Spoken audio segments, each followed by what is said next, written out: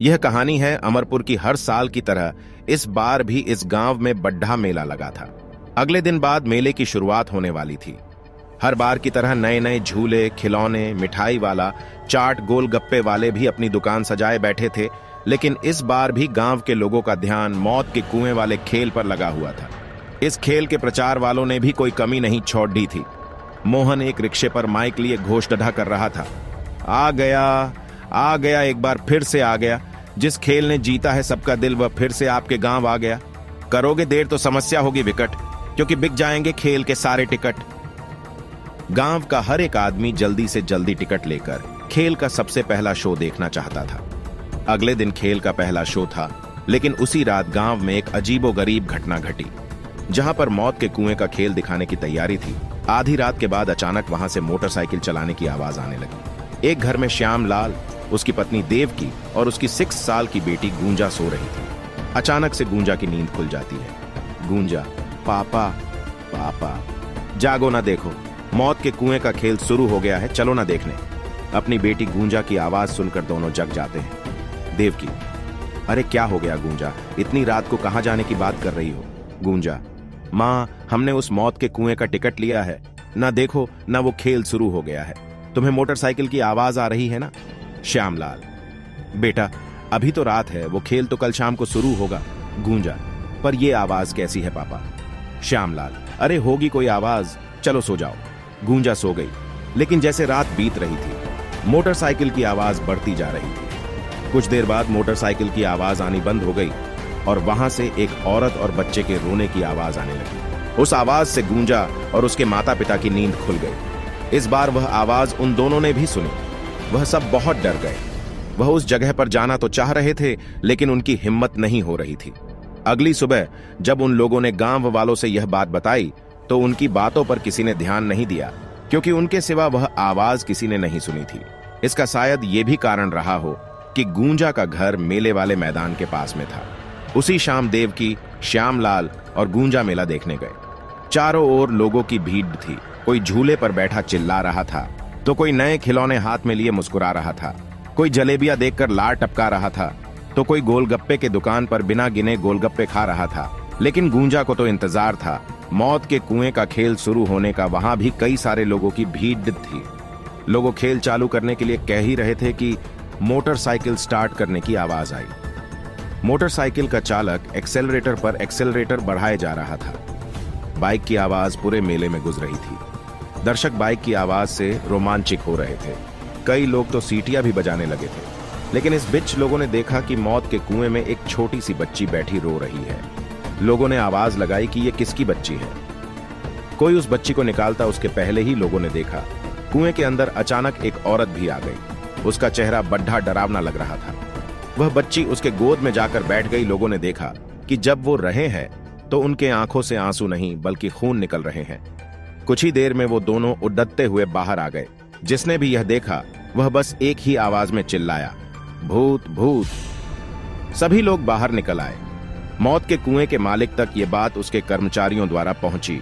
उसे बहुत गुस्सा आया और बोला, ये क्या बकवास है और तुम लोगों ने ये क्या भूत भूत लगा रखा है? पूरे मेले में चहल पहल है और यहाँ भूत की रट लगा रखी है। लगता है तुम लोगों का काम करने का मन नहीं है, बस मुफ्त की पैसे चाहिए तुम्हें। चलो अगले शो की तैयारी करो।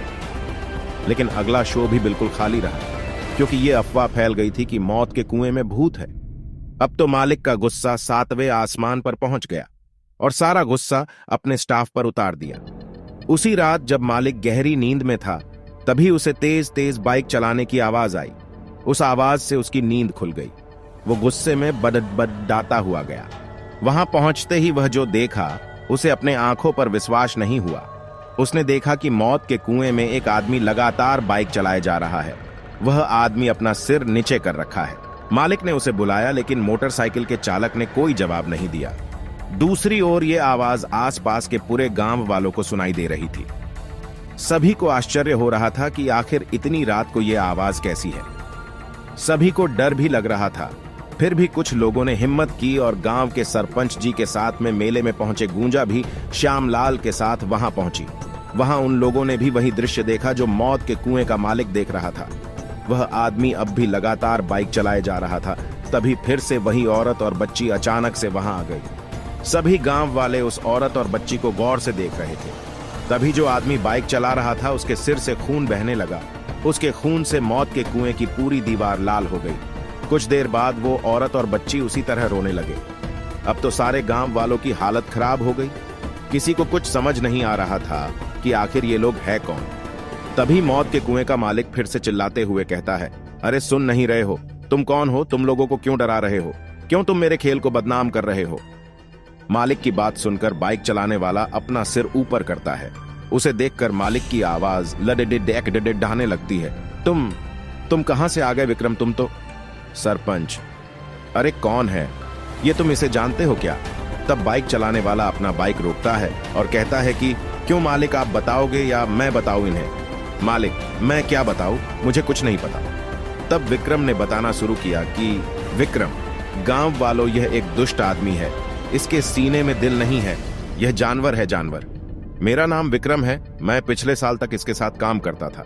आप तो जानते हैं कि मौत के कुएं में गाड़ी चलाना हर दिन मौत से गले लगाना जैसा काम है। मैं हर रोज अपने परिवार और इसके लिए जान की बाजी लगाकर मोटरसाइकिल चलाता था। पर उस दिन शायद मेरा दिन खराब था। किसी दूसरे गांव में मेला लगा था। मैं अपना खेल दिखा रहा था कि अचानक मोटरसाइकिल का एक्सीडेंट हो गया और मेरा सिर कुएं के दीवार से जा टकराया। लगातार खून बहता रहा और मैं बेहोश हो गया और फिर मेरी मौत हो गई। विक्रम के मौत के बाद उसकी पत्नी और उसकी छोटी सी बेटी के सामने जीवन चलना बहुत कठिन हो गया। वो एक दिन मालिक के पास गए और कुछ पैसे मांगे, पर उसने कोई मदद नहीं की और वहां से भगा दिया। वे दोनों परेशान होकर बाहर चले आए। विक्रम की पत्नी ने किसी और जगह काम करने की कोशिश की, लेकिन कहीं काम नहीं मिला।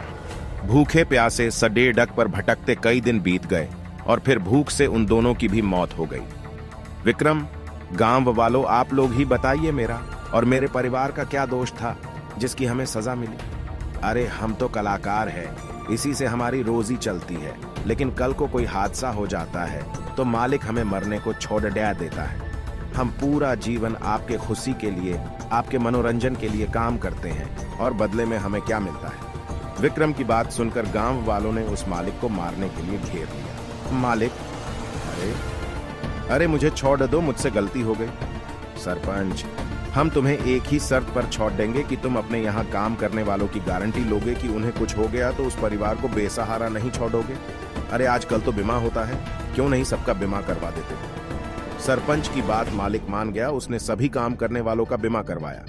विक्रम जीते जी अपने और अपने परिवार के लिए कुछ नहीं कर पाया, लेकिन मरने के बाद अपने साथियों का भविष्य सुरक्षित कर दिया।